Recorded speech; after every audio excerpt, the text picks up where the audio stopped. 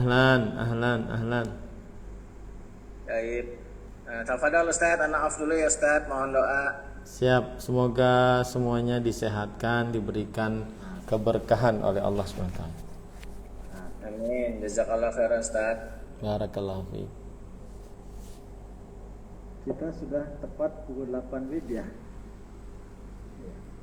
Ustadz, ini sudah jam 8, peserta sudah terus bertambah. Apakah kita tunggu sebentar atau langsung dibuka aja Ustadz? Saya ikut saja, langsung saja mungkin. Oh gitu, mangga.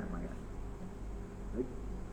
Bismillah, alhamdulillahirabbil alamin, hamdan katsiran thayyiban mubarakan fih, kama yuhibbu rabbuna wa yarda. Asyhadu an la ilaha illallah wahdahu la syarikalah wa asyhadu anna Muhammadan abduhu wa rasuluh. Hadirin para peserta kajian pekanan Kamis malam Jumat yang semoga sama-sama Allah rahmati. Alhamdulillah kita bisa hadir kembali di kajian pekanan untuk mengikuti pembahasan kitab Hadis Arba'in karya ulama besar An-Nawawi rahimahullah bersama Ustadz Ahmad Zainuddin Al-Banjari rahimahullah, hafizahullah. Dan alhamdulillah Ustadz sudah hadir di tengah kita. Assalamualaikum Ustadz. Waalaikumsalam warahmatullahi wabarakatuh. Semoga Allah senantiasa merahmati Ustadz, melindungi Ustadz sehingga Ustadz bisa hadir secara rutin di kajian pekanan kita. Dan juga mudah-mudahan rekan-rekan kita yang di Kalsel kondisinya sudah normal, secara sosial ekonomi sudah membaik kembali, dan juga mudah-mudahan di sana Ustaz di pesantren Intan Ilmu juga dalam keadaan baik Ustaz ya. Amin, amin. Baik Ustaz, kita sudah pukul 8 lewat 2 menit, dan supaya waktunya efektif untuk mengisi kajian. Oh ya, sebelum kajian dimulai, mungkin ada sedikit pemberitahuan kepada para peserta. Silakan semua fitur video dan mic-nya di-off-kan dulu. Apabila ada pertanyaan, silakan disampaikan ke chat room atau ke nomor WA yang disampaikan di flyer kajian. Demikian dari kami sebagai pengantar, dan kepada Ustadz falyatafaddal masykur. Bismillahirrahmanirrahim. Innal hamdalillah nahmaduhu wa nasta'inuhu wa nastaghfiruh wa na'udzu billahi min shururi anfusina wa sayyiati a'malina. Man yahdihillahu fala mudilla lahu wa man yudlil fala hadiya lahu. Wa ashhadu an la ilaha illallah wahdahu la syarika lahu wa ashhadu anna Muhammadan 'abduhu wa rasuluh.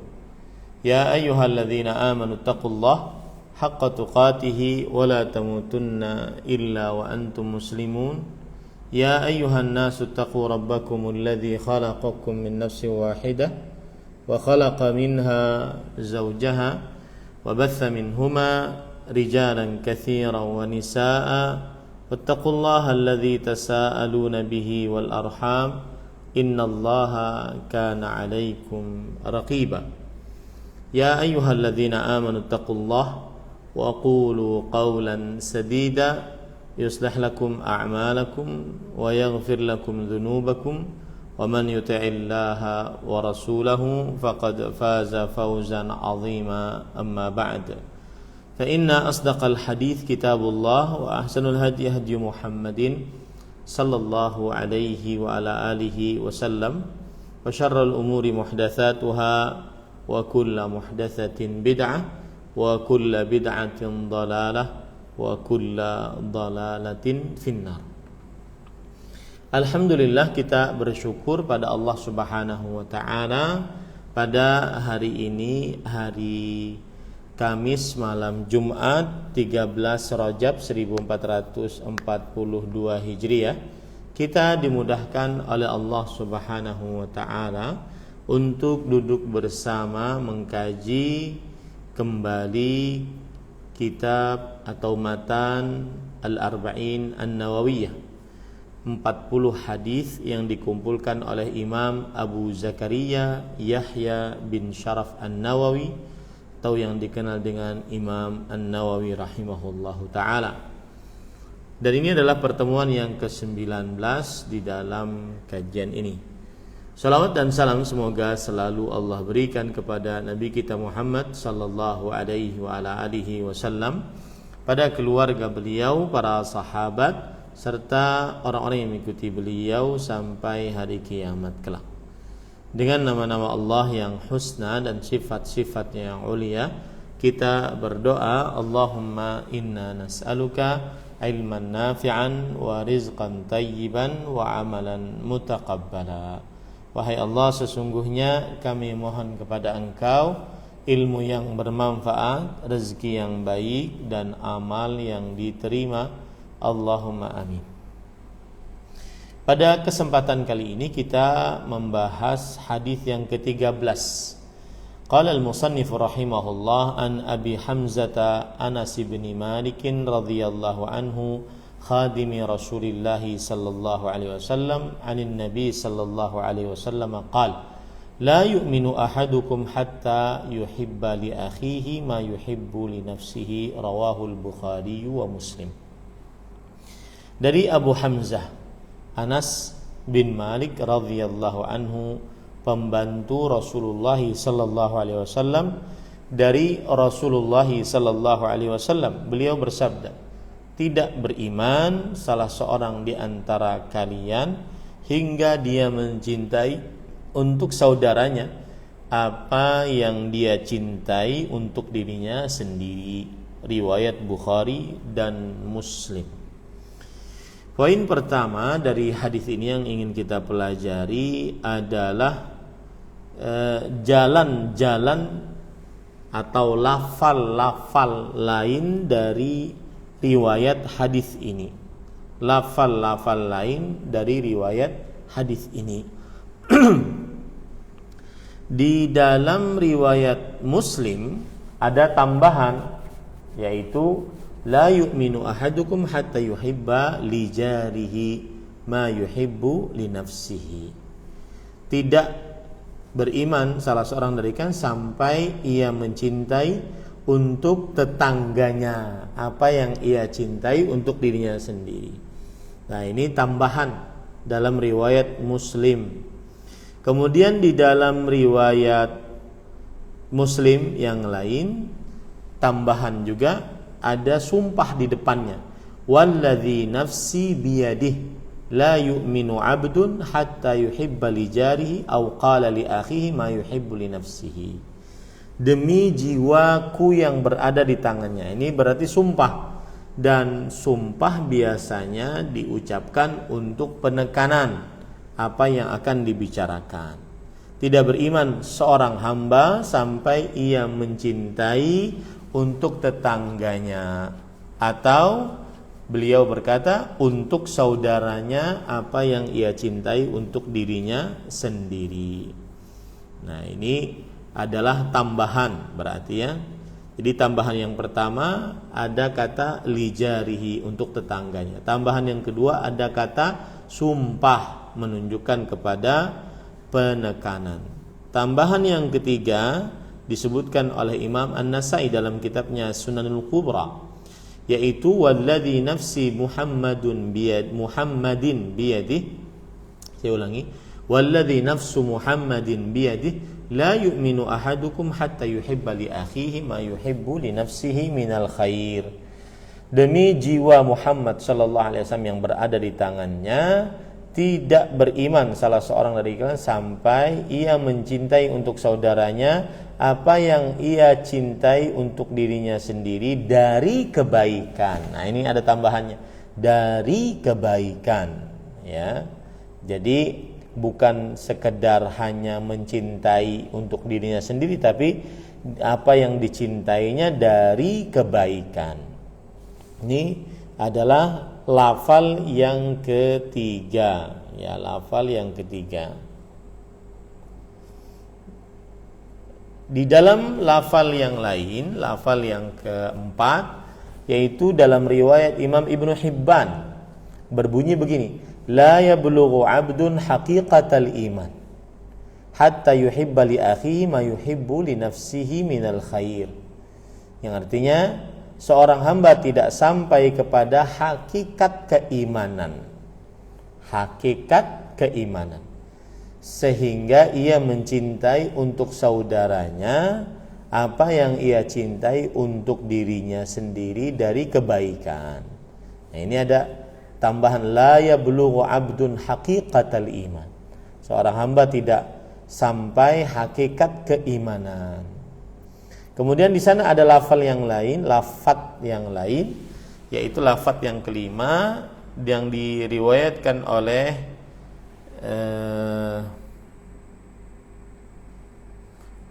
Imam Al-Bukhari dalam kitabnya Al-Kuna, kemudian Imam Ibnu Abdul Bar dalam kitabnya Al-Isti'ab, bahwa disebutkan dari riwayat Abu Mulaikah Az-Zimari dengan lafaz la yastakmilul abdul imana hatta yuhibba li akhihi ma yuhibbu li nafsihi, yang artinya tidak sempurna hamba keimanannya sampai ia mencintai untuk saudaranya sebagaimana yang ia cintai untuk dirinya sendiri. Nah, ini tambahan-tambahan lafal sehingga lebih jelas lagi ya,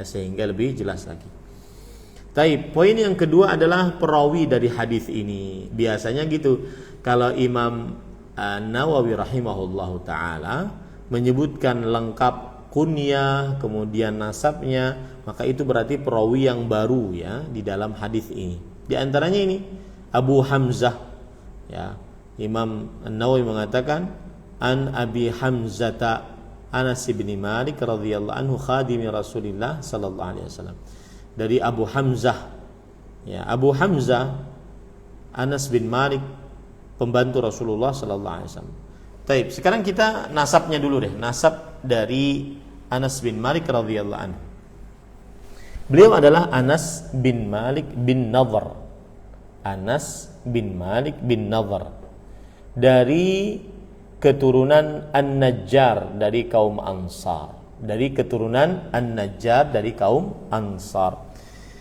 Kemudian kunyahnya Abu Hamzah dan beliau Al-Madani, yaitu dari kaum Ansar. Nazilul Basrah, dan beliau nanti akhirnya berdiam diri di Basrah sampai meninggal. Beliau adalah sahabat Rasulullah sallallahu alaihi wasallam dan beliau adalah pembantu khadimu Rasulullah sallallahu alaihi wasallam selama 10 tahun. Selama Nabi Muhammad sallallahu alaihi wasallam tinggal di kota Madinah. Kenapa Anas bin Malik radhiyallahu anhu diberikan kunyah dengan Abu Hamzah? Diberikan kunyah dengan Abu Hamzah karena beliau memetik buah Hamzah. Karena beliau memetik buah Hamzah.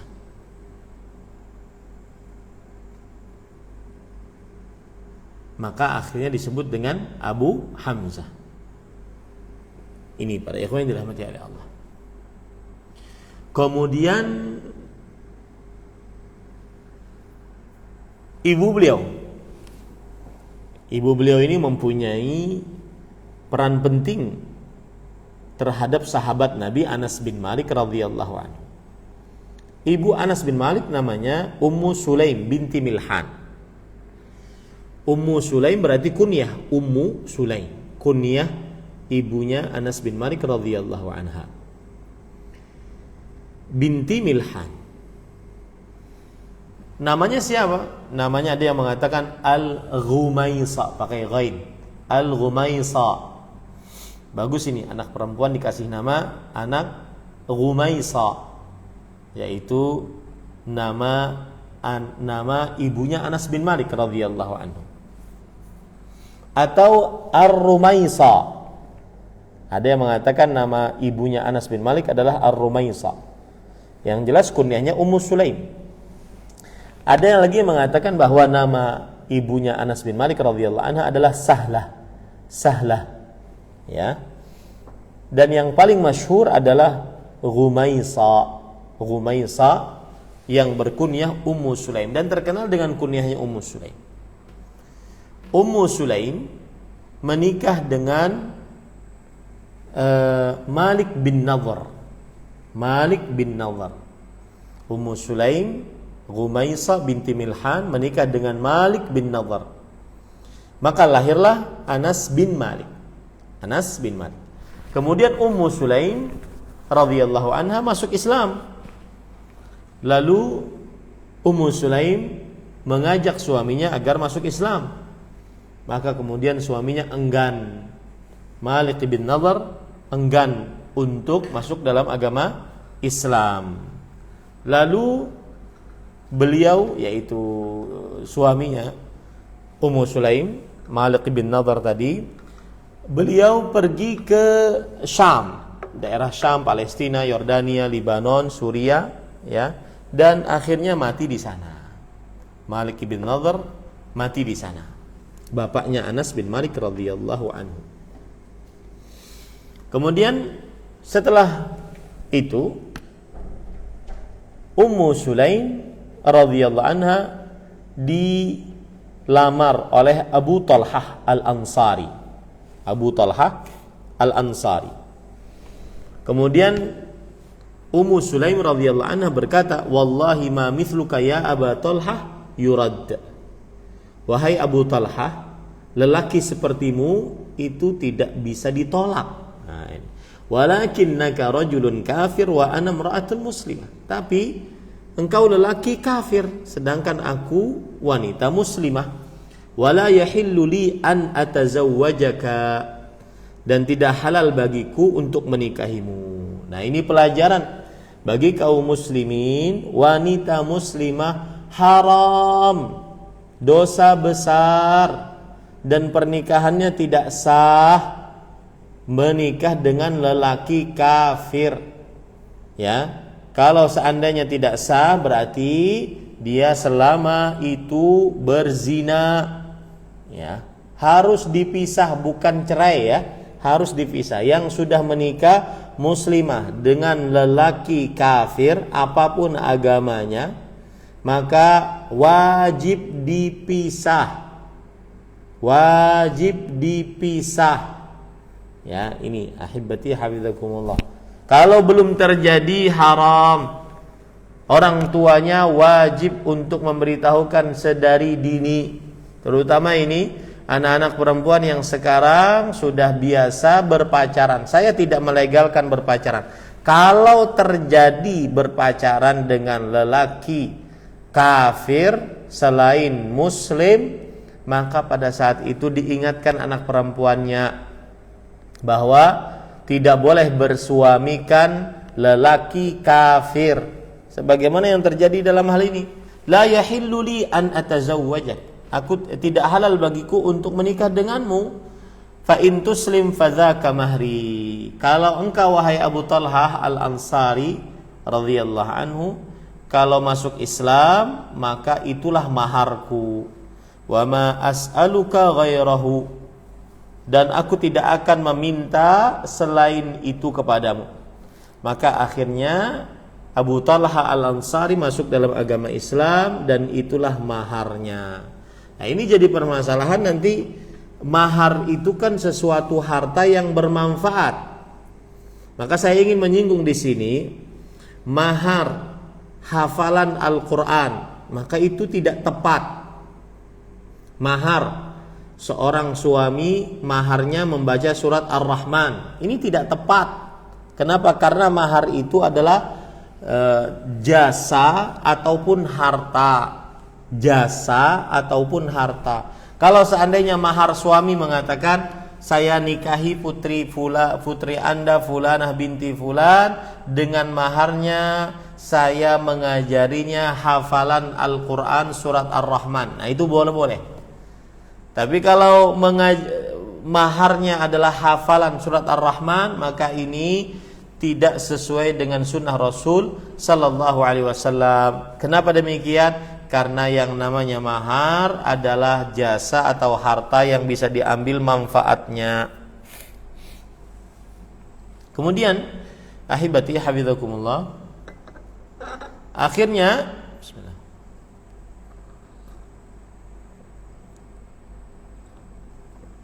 Allahu Akbar.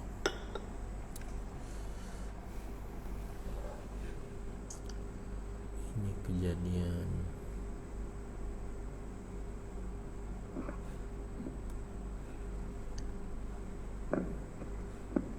Ustaz, tadi ada gangguan sinyal Ustaz? Ya, unmute saya. Taib.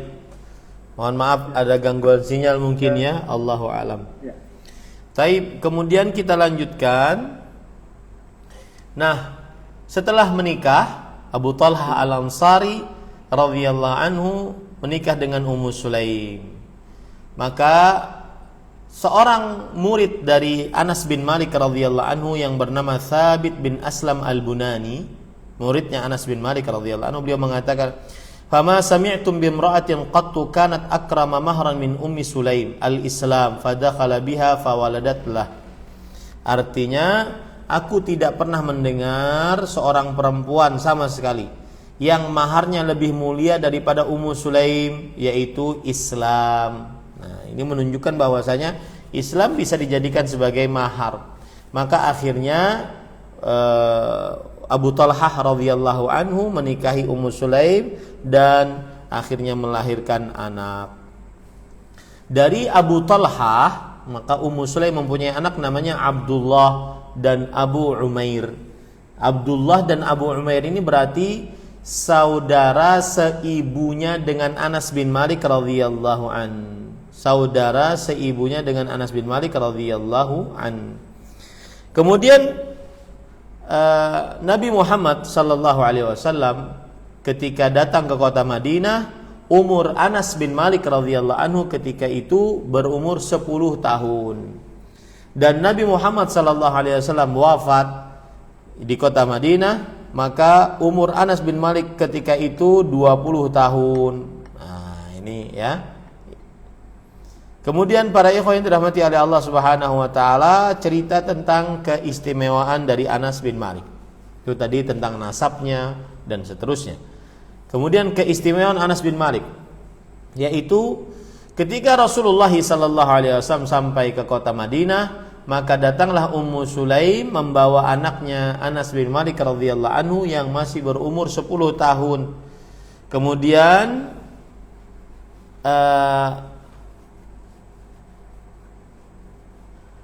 Anas bin Malik, ibunya Anas bin Malik, Ummu Sulaim,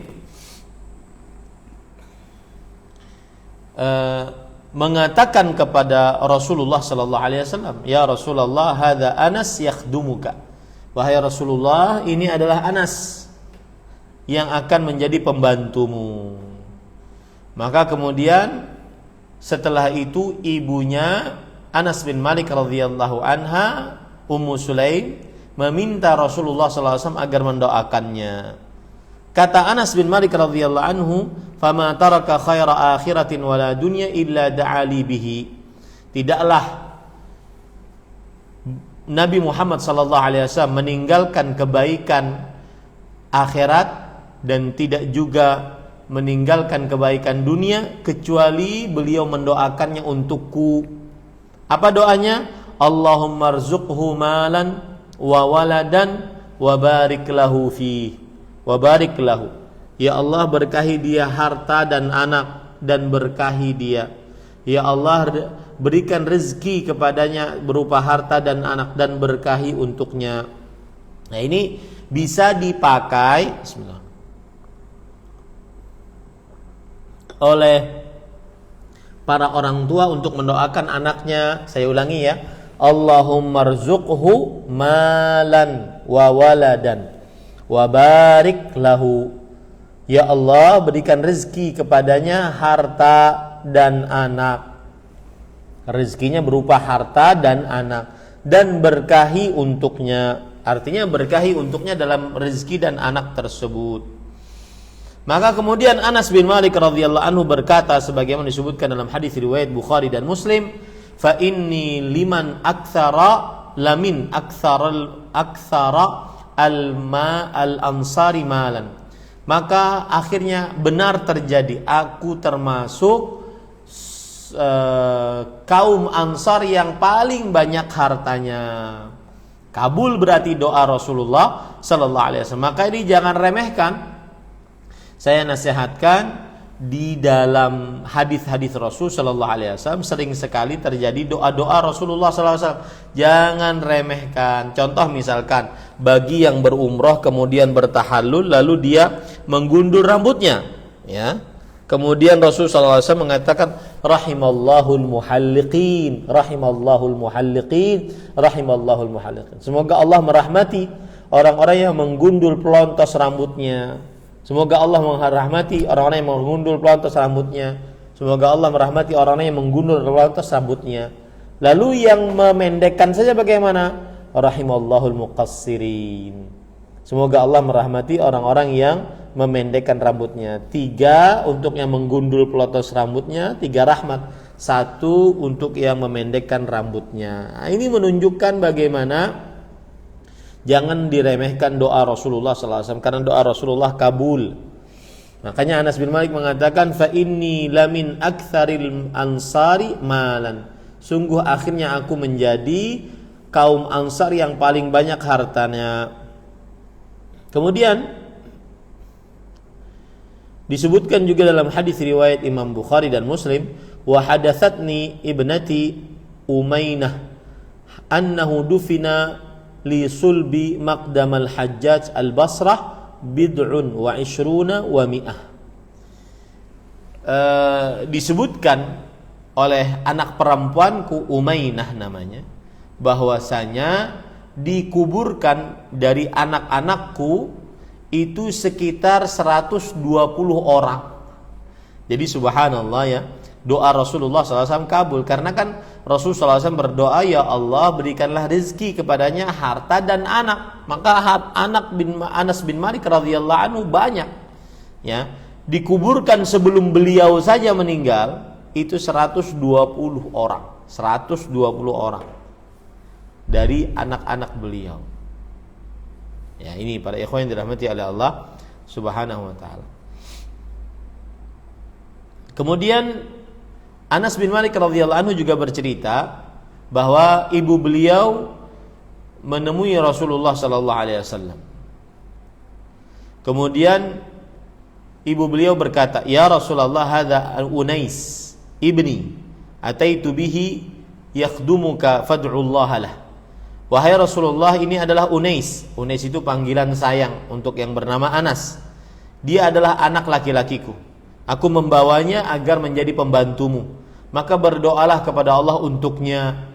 Maka kemudian Rasul sallallahu alaihi wasallam berdoa, Allahumma aktsir malahu wa waladahu. Ya Allah, perbanyaklah hartanya dan anaknya. Nah, ini pelajarannya adalah bahwa orang tua boleh saja minta orang soleh mendoakan anaknya. Orang tua boleh saja minta orang soleh mendoakan anaknya.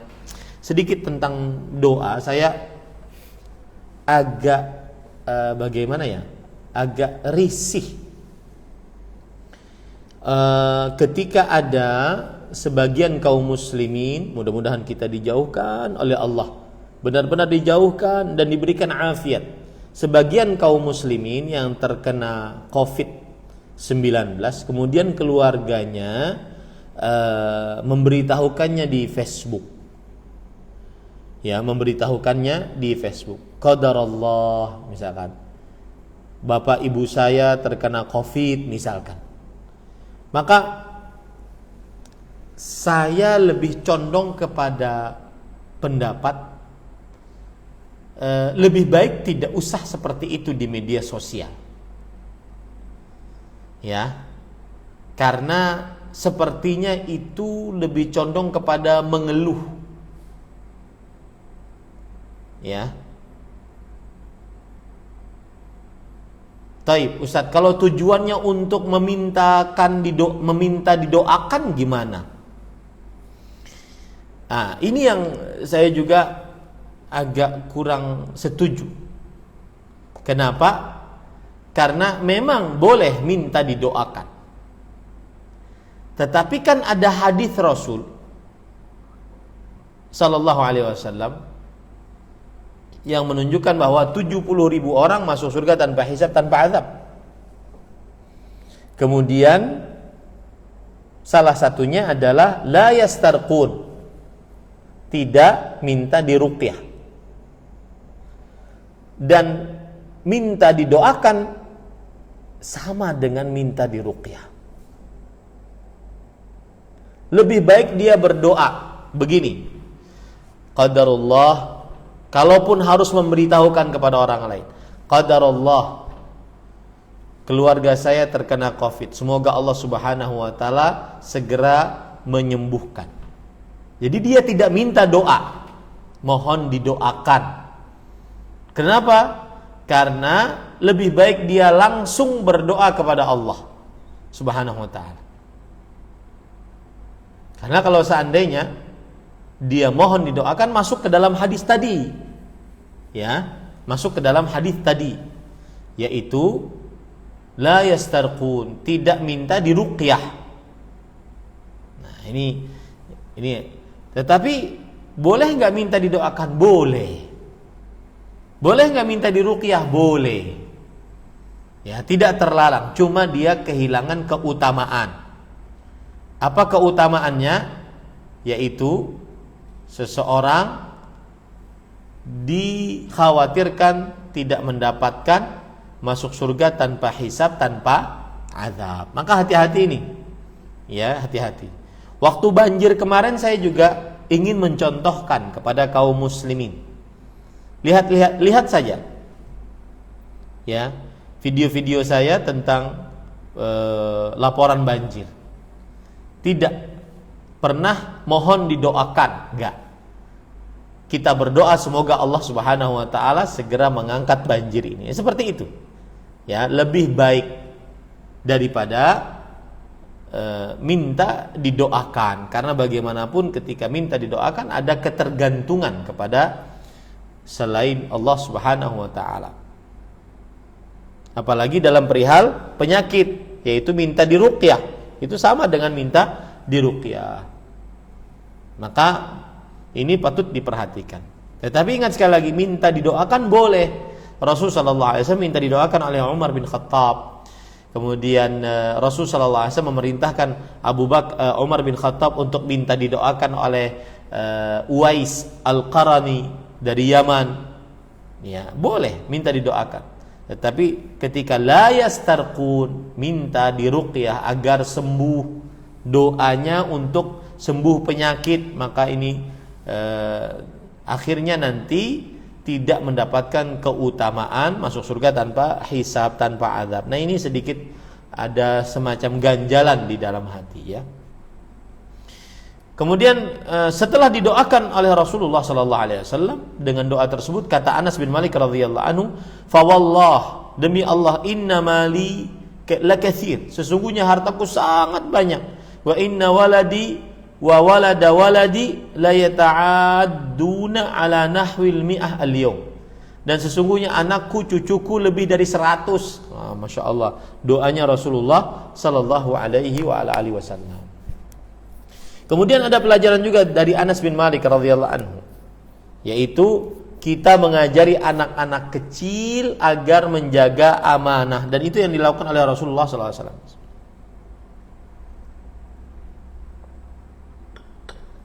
Suatu ketika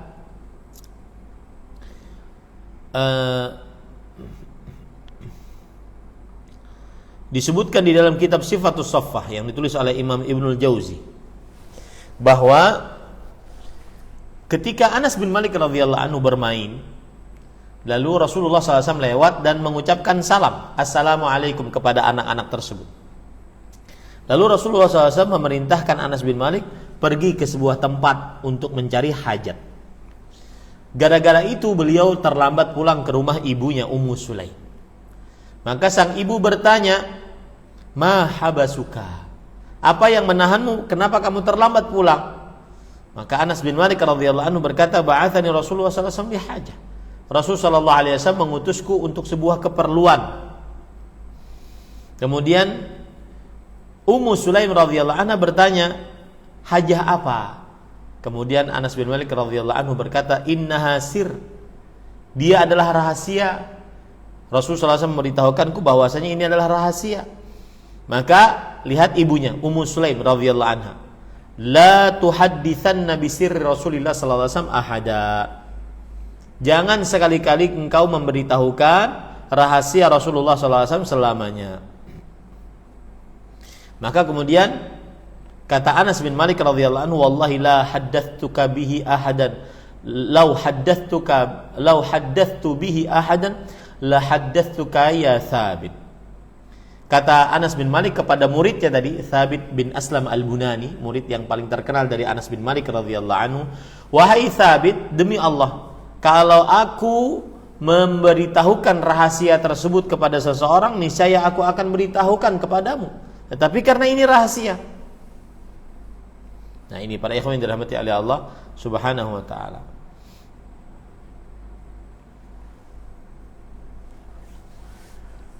Kemudian juga termasuk daripada kebiasaan dari Anas bin Malik radhiyallahu anhu adalah bahwa kana Anasun idza ashfa ala khatamil Quran min al-lail baqiya minhu surah hatta yakhtimahu 'inda iyalihi. Nah, ini penting nih.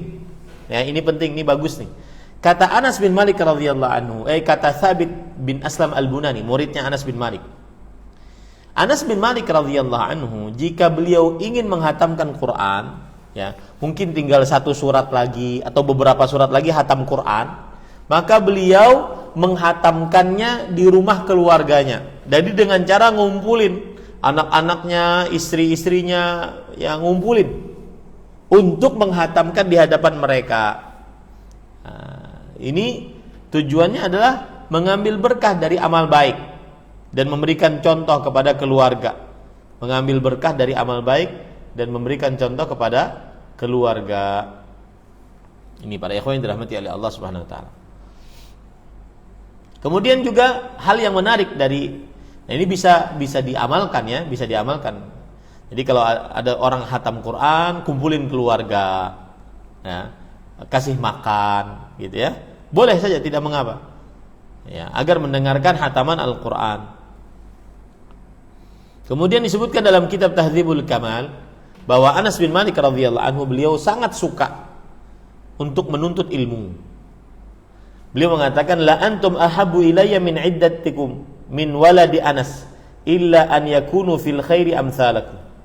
Artinya, sungguh aku sangat menyukai kalian, wahai para penuntut ilmu, dibandingkan anak-anak Anas bin Malik radhiyallahu anhu, kecuali ada di antara kalian yang semisal dalam kebaikan. Maksudnya beliau sangat suka duduk-duduk mendekat kepada para penuntut ilmu. Kenapa demikian? Karena beliau sangat suka menuntut ilmu agama. Nah, kemudian ahibati hafizakumullah taala, Anas bin Malik radhiyallahu anhu wafat.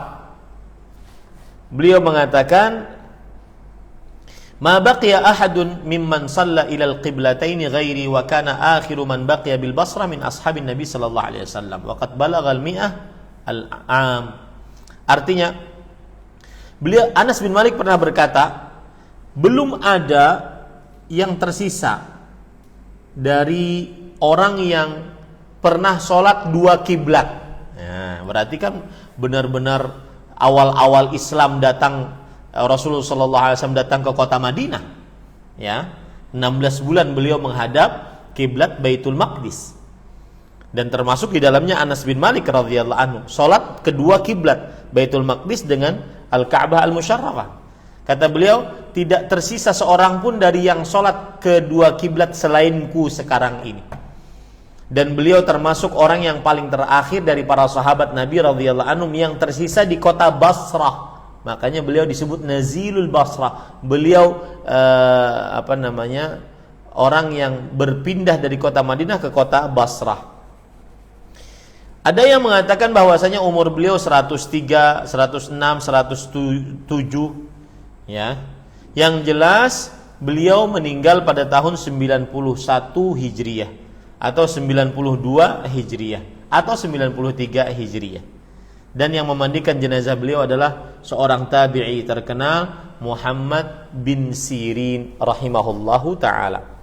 Nah, jadi beliau meninggal pada tahun 91 atau 92 atau 93. Nah, sekarang kita ingin mempelajari pentingnya hadis ini atau kedudukan yang tinggi yang dimiliki oleh hadis ini.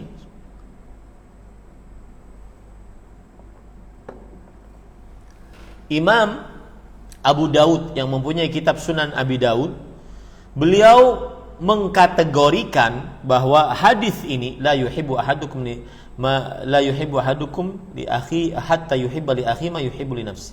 Tidak beriman salah seorang dari kalian sampai ia mencintai sebagaimana yang ia cintai untuk dirinya sendiri. Mencintai saudaranya sebagaimana yang ia cintai untuk dirinya sendiri.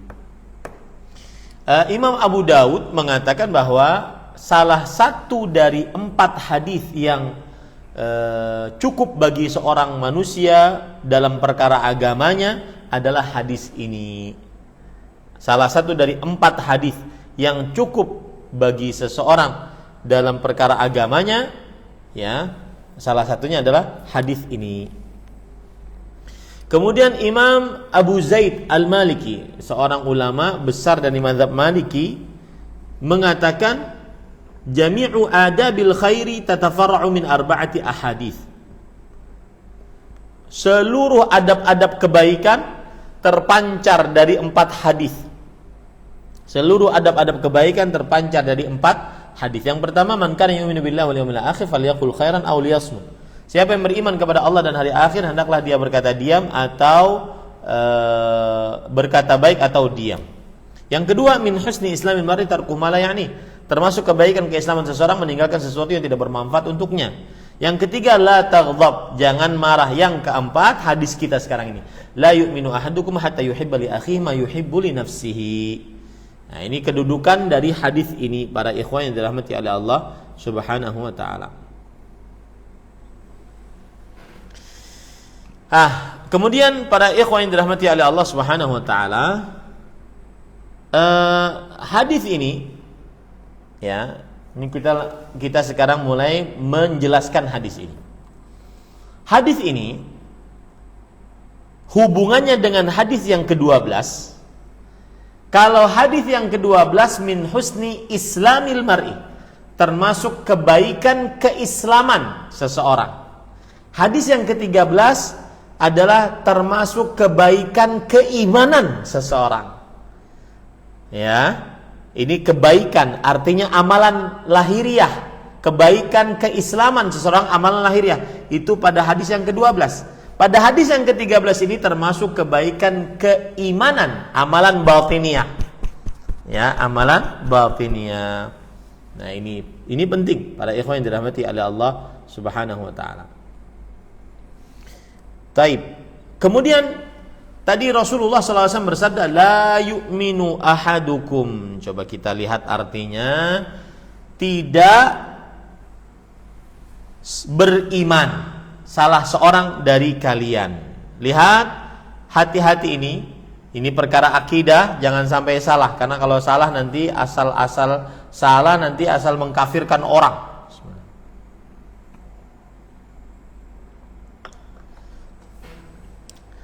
Tidak beriman salah seorang dari kalian. Yang dimaksud tidak beriman, keimanan yang ditiadakan di sini adalah kesempurnaan iman. Nah, garis bawah itu baik-baik. Keimanan yang ditiadakan di sini adalah kesempurnaan iman. Ya, kesempurnaan iman. Sebagaimana lafaz yang sudah kita baca dari tambahan-tambahan lafaz, la yablughu 'abdun haqiqatal iman. Seorang hamba tidak akan sampai kepada hakikat keimanan. Jadi yang dimaksud adalah kesempurnaan iman, bukan berarti dia kafir.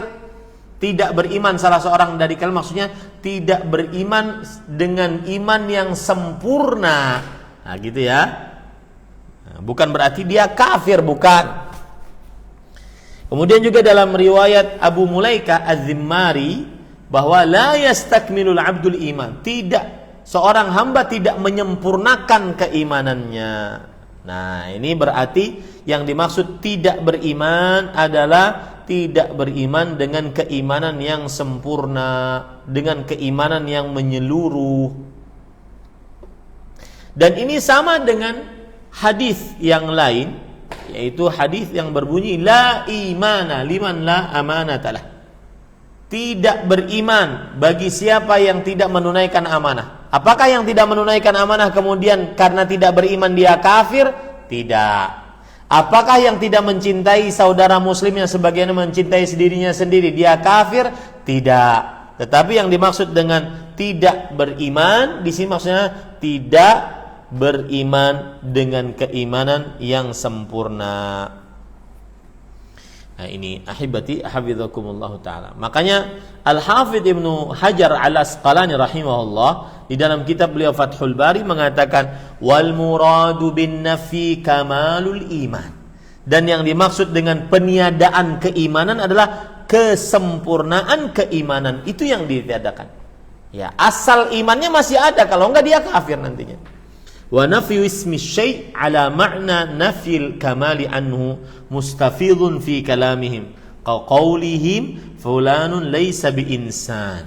Dan menafikan sesuatu atas sebuah makna adalah menafikan kesempurnaannya. Ini biasa di perkataan para ulama pada dalil-dalil Al-Qur'an ataupun hadis-hadis Rasul sallallahu alaihi wasallam. Baik. Kemudian ahibati hafizakumullah taala.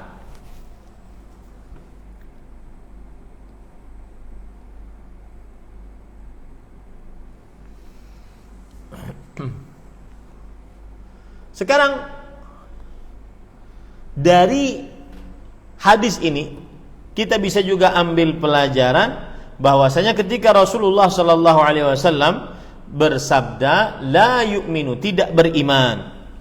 Ini menunjukkan barang siapa yang mengerjakan ya salah satu dari yang disebutkan di dalam hadis, maka berarti dia sudah mengerjakan salah satu sifat orang yang beriman. Ya, salah satu sifat orang yang beriman. Dan siapa yang tidak mengerjakan berarti dia kurang sempurna keimanannya, bukan berarti imannya secara umum dihapus, enggak, bukan begitu. Ya, tidak sempurna keimanannya. Kemudian juga para ikhwan yang dirahmati oleh Allah Subhanahu wa taala. Ketika Rasulullah SAW tadi bersabda la yu'minu ahadukum, tidak beriman salah seorang dari kalian hatta yuhibba li akhi ma yuhibbu li nafsi, sampai ia mencintai untuk saudaranya sebagaimana ia mencintai untuk dirinya sendiri. Sebagaimana sampai ia mencintai untuk saudaranya. Saudaranya yang dimaksud di sini adalah al-ukhuwah al-imaniyah, saudara seiman. Saudara seiman. Karena Allah berfirman dalam surah Al-Hujurat ayat 10, innamal mu'minuna ikhwah, sesungguhnya orang-orang beriman itu bersaudara, ya. Dan di dalam riwayat Muslim ada tadi lafaz tambahan li akhihil muslim, untuk saudaranya muslimnya. Tidak beriman salah seorang dari kalian sampai ia mencintai untuk saudara muslimnya sebagaimana ia mencintai untuk dirinya sendiri. Jadi ada kata-kata saudara muslimnya, ya. Nah, hampir sama dengan hadis ini adalah hadis yang sering dibicarakan, yaitu hadis riwayat Bukhari dan Muslim dari Abu Hurairah radhiyallahu anhu. Rasulullah SAW bersabda, la yazni zani hina yazni wa huwa mu'min. Tidaklah seorang yang berzina saat dia berzina dalam keadaan beriman. Wala yasriqus sariqu hina yasriqu wa huwa mu'min. Dan tidaklah seorang yang mencuri ketika dia mencuri dalam keadaan dia beriman. Dalam keadaan dia beriman. Lihat, yang dimaksud dalam keadaan dia beriman maksudnya imannya sangat tipis saat dia berzina, saat dia mencuri, saat dia membunuh. Imannya sangat tipis, bukan berarti hilang darinya asal iman. Enggak. Ya, ini nanti masuk ke dalam kaum Khawarij yang suka mengkafirkan kaum muslimin. Ahlus sunnah mengatakan bahwa seorang yang mengerjakan dosa tidak hilang darinya nama iman di dalam dirinya, akan tetapi dia beriman dengan iman yang kurang. Akan tetapi dia beriman dengan iman yang kurang. Taib. Pelajaran dari hadis ini juga adalah menambahkan keimanan dengan ketaatan dan menguranginya dengan kemaksiatan. Dan ini adalah madhabnya, pendapatnya Ahlus Sunnah wal Jamaah, bahwa iman yazidu wa yanqus, yazidu bit ta'ah wa yanqusu bil ma'siyah. Iman bertambah dengan ketaatan dan berkurang dengan kemaksiatan.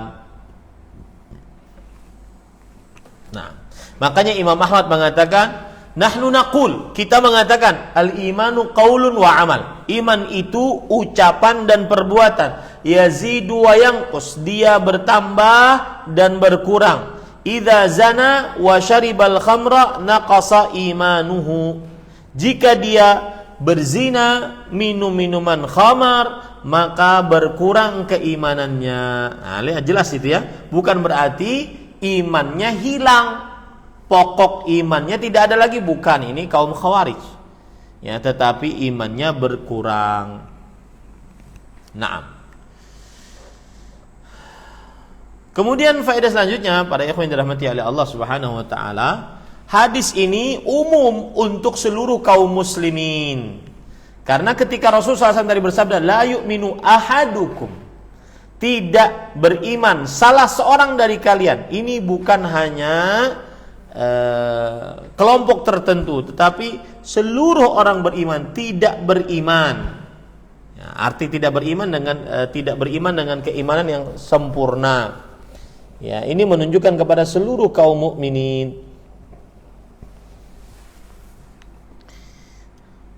Taib. Tadi Rasulullah SAW bersabda, la yu'minu ahadukum hatta yuhibba li akhihi al-muslim. Tidak beriman salah seorang dari kalian sampai ia mencintai saudaranya yang muslim. Nah, dalam riwayat yang lain seperti itu, mencintai saudaranya yang muslim.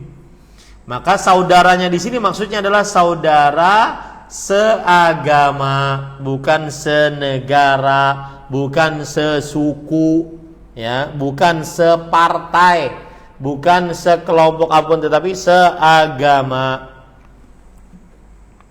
Ini para ikhwan yang dirahmati oleh Allah Subhanahu wa ta'ala. Kemudian di dalam hadis disebutkan, la yu'minu ahadukum hatta yuhibba li akhihi ma yuhibbu li nafsi. Tidak beriman salah seorang dari kalian sampai ia mencintai saudaranya sebagaimana ia mencintai dirinya sendiri.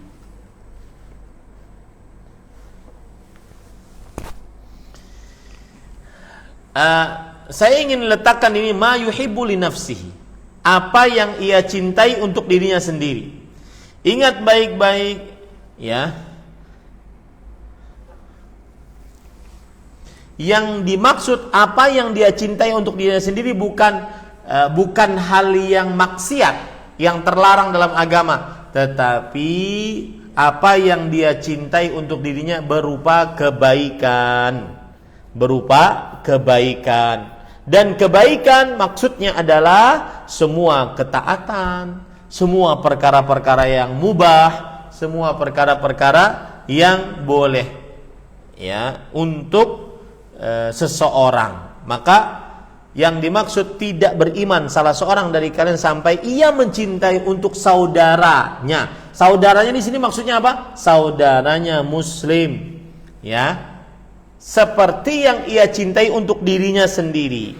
Nah, untuk dirinya sendiri itu bukan berarti hawa nafsunya atau perasaannya yang dimainkan, tetapi apa yang dia cintai untuk dirinya sendiri maksudnya adalah apa yang dia cintai untuk dirinya sendiri berupa kebaikan.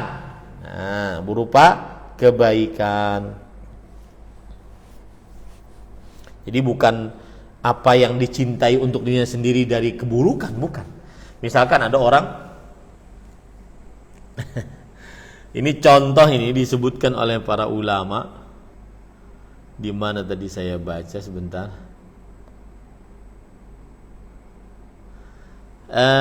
Contoh misalkan gini. Ada orang AB, fulan AB.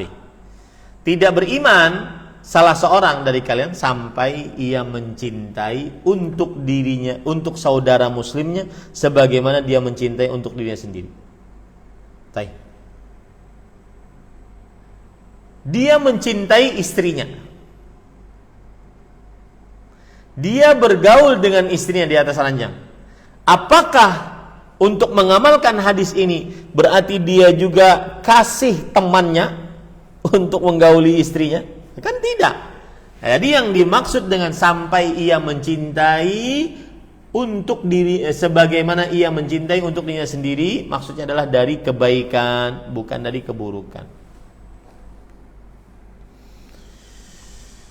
Ada perkataan Imam Nawawi menarik, beliau mengatakan, kata beliau, wasyakhsu mata lam yuhib li akhihi ma yuhibbu li nafsihi kana hasudan. Seseorang kapan dia tidak suka kepada saudara muslimnya sebagaimana dia menyukai untuk dirinya sendiri, maka kadang-kadang orang ini bisa ahli hasad. Orang ini bisa ahli hasad. Ya, ini para ikhwah, hati-hati itu. Yang tidak mencintai untuk saudara muslimnya sendiri sebagaimana ia mencintai untuk dirinya sendiri, maka itu adalah hasad. Ya, itu adalah hasad.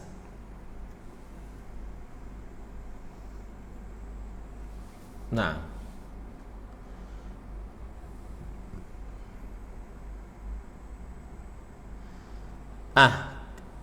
contoh yang lain, bahwasanya yang dimaksud apa yang dia cintai untuk dirinya sendiri adalah ukurannya syariat. Contoh yang lain, di antaranya hadis riwayat Muslim dari Abu Dzar radhiyallahu anhu, bahwa Rasulullah sallallahu alaihi wasallam berkata kepada Abu Dzar, "Inni araka dha'ifan." Wahai Abu Dzar, aku lihat engkau itu lemah. Wa inni uhibbu laka ma uhibbu li nafsi. Aku menyukai untukmu sebagaimana aku sukai untuk diriku sendiri. La ta'ammaranna 'ala itsnain. Jangan engkau menjadi pemimpin walaupun 2 orang. Wala tawalayanna mala yatim. Dan jangan engkau sekali-kali mengurus harta anak yatim. Nah, ini para ikhwah. Ini kan menunjukkan bahwasanya Rasul sallallahu alaihi wasallam mencintai Abu Dzar, ya, mencintai Abu Dzar radhiyallahu anhu sebagaimana yang beliau cintai untuk diri beliau sendiri. Bukan berarti kalau sebagaimana yang beliau cintai untuk diri beliau sendiri, bukan berarti kemudian ya kita memberikan seenaknya, tidak, tetapi sesuai dengan ukuran. Seperti Abu Dzar lemah karena beliau sangat kasihan kepada orang miskin, sangat kasihan kepada orang yang minta-minta. Ya, maka akhirnya termasuk daripada kecintaan Rasulullah kepada saudara muslimnya sebagaimana dia mencintai untuk dirinya sendiri adalah beliau mengatakan kepada Abu Dzar, jangan engkau sesungguhnya aku melihat engkau adalah orang yang lemah, dan sesungguhnya aku menyukai untukmu sebagaimana aku menyukai untuk dirimu sendiri. Janganlah sekali-kali engkau memimpin. Janganlah sekali-kali engkau memimpin. Dan janganlah engkau mengurus harta anak yatim. Kenapa? Karena Abu Dzar lemah. Tidak bisa ngelihat orang miskin sedikit langsung dikasih.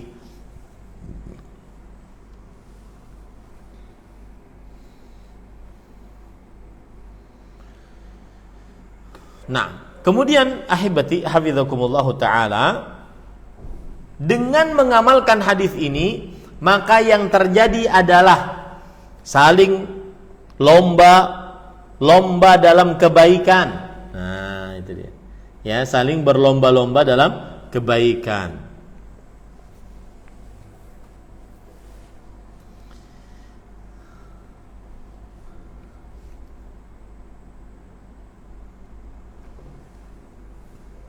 Kemudian ahibati hafizakumullah taala, hal yang patut diperhatikan dalam hadis ini juga, apabila tadi kita katakan bahwa faidah dari hadis ini saat mengamalkannya akhirnya berlomba-lomba dalam kebaikan, tidak beriman salah seorang dari kalian sampai ia mencintai untuk saudara muslimnya sebagaimana ia mencintai untuk dirinya sendiri. Akhirnya berlomba-lomba dalam kebaikan terhadap orang lain. Kemudian yang kedua, berlomba-lomba di dalam mendahulukan amalan-amalan dibandingkan kawan-kawan yang lain. Nah, ini para ikhwan yang dirahmati oleh Allah Subhanahu wa taala.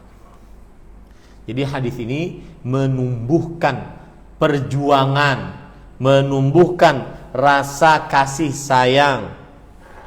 Ya, padahal hadisnya pendek. Inilah jawami'ul kalim. Hadis yang pendek tetapi bermakna yang besar. Kemudian, nah ini penting para ikhwan yang dirahmati oleh Allah Subhanahu wa taala, yaitu tidak boleh mendahulukan orang lain di dalam amal saleh, apalagi amalan-amalan wajib. Enggak boleh. Ya.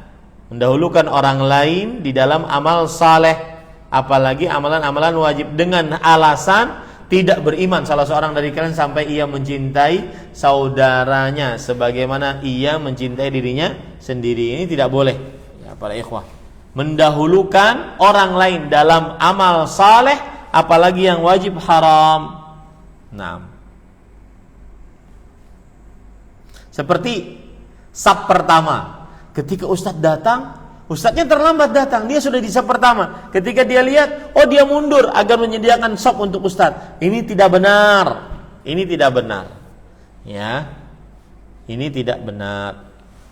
Kemudian juga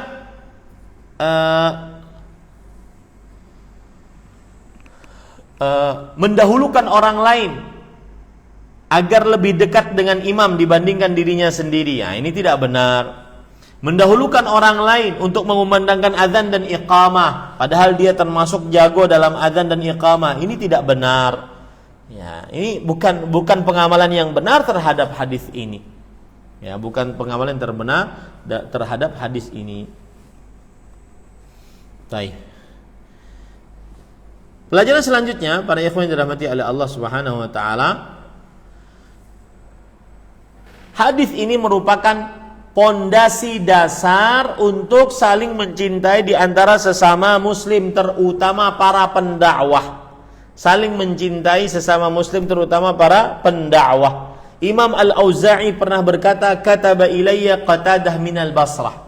Kata Imam Al-Auza'i, Qatadah bin Da'amah As-Sadusi rahimahullah pernah menulis surat kepadaku dari kota Basrah, dia kirim ke kota Madinah. In kanatid dar farraqat bainana wa bainaka fa inna ulfatal Islam baina ahliha jami'ah. Surat tersebut berbunyi, kalau bolehlah kita berpisah jauh, antara rumahku dengan rumah kamu jauh, tetapi kedekatan Islam di antara para penganutnya itu adalah amalan yang sangat luar biasa. Hadis ini sebagai sandarannya. Kemudian juga Sufyan bin Masruq Ats-Tsauri rahimahullah, seorang tabi'ut tabi'in, beliau mengatakan, "Istausu bi ahli sunnati khairan fa innahum ghuraba." Aku wasiatkan kalian untuk berbuat baik kepada para ahlu sunnah, sesama ahlu sunnah, ya, karena mereka adalah orang-orang asing.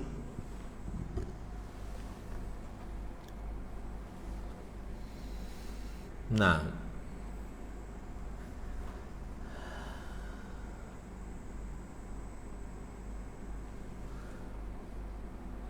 taib.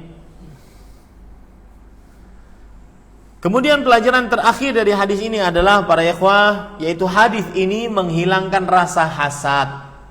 Hadis ini menghilangkan rasa hasad. Apabila seseorang mencintai saudara muslim yang sebagaimana ia mencintai dirinya sendiri, maka hilang rasa hasad, karena dia tidak akan mungkin mencelakakan dirinya sendiri gara-gara hasad kepada dirinya sendiri. Nah, itu yang bisa kita sampaikan. 5 menit lewat ya. Mudah-mudahan bisa selesai, mudah-mudahan bisa diambil manfaatnya. Wallahu a'lam. Naam. Syukron wa jazakallahu khair buat Ustadz yang sudah menyampaikan ilmunya. Mudah-mudahan kita semua bisa menyerap ilmu yang disampaikan Ustadz yang penuh barokah ini.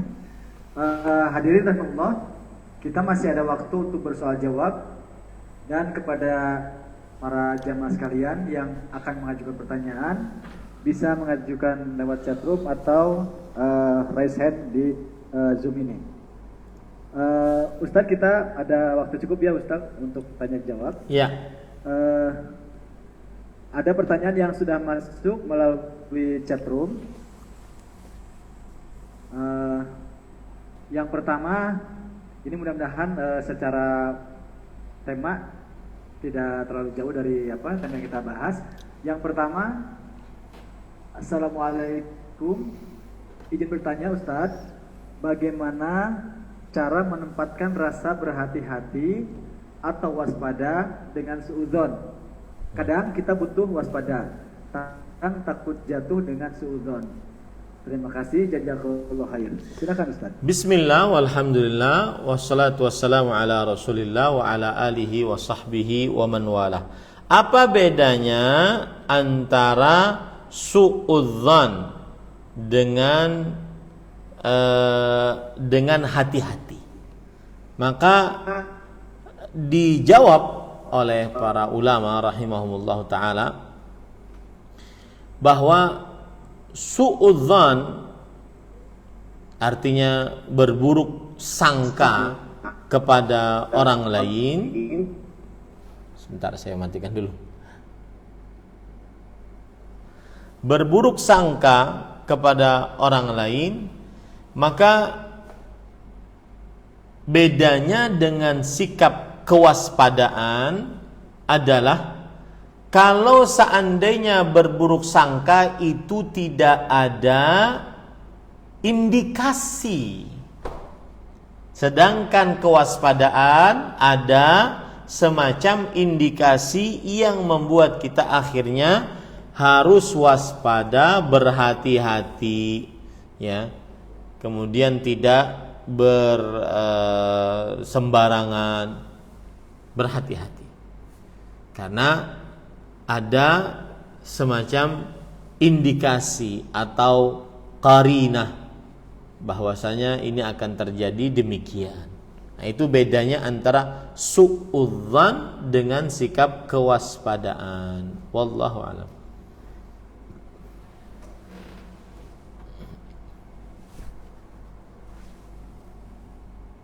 Pertanyaan cukup panjang dari seorang Mahat Ustadz. Ya, tampaknya mungkin agak melenceng dari tema, tetapi mudah-mudahan nasihat yang disampaikan Ustadz bisa menjawab apa yang disampaikan penanya, karena ini pertanyaannya rada mungkin perlu perhatian Ustadz. Saya bacakan saja Ustadz. Ya. Bismillah. Assalamualaikum warahmatullahi wabarakatuh. Afwan Ustadz, mohon pencerahan mengenai kehidupan ekonomi kami yang terguncang sekali. Qadarullah wa masyafa'al. Anak, istri kedua, dan suami sedang mengalami guncangan ekonomi. Sedangkan hutang kami banyak. Untuk melunasi tidak ada yang bisa kami jual lagi, kecuali tanah, yang itu adalah hak istri pertama. Namun istri pertama tidak sama sekali mau membantu untuk melunasi hutang yang memang itu adalah hutang dari suami dan istri pertama. Terkadang suami lebih banyak bermalam di istri pertama beralasan istri pertama lebih banyak mengalami guncangan ekonomi dan mengalami perubahan dalam kehidupan. Sering mengatakan dalam kurung sering mengatakan ingin mati.